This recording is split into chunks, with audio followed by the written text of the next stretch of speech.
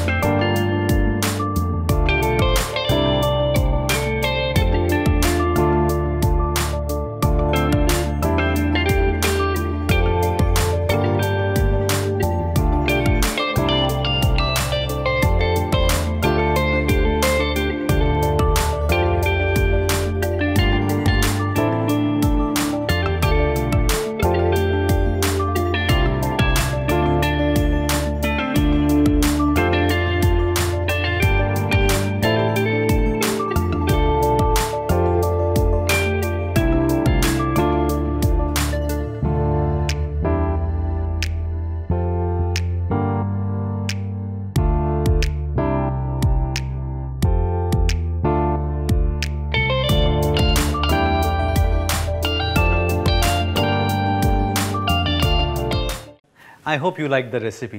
लेकिन आपने मज़ा लिया, सिर्फ उतने से बात नहीं बनती। जो भी कुछ सीखा जाए, पास इट ऑन, दूसरों के साथ शेयर ज़रूर करें।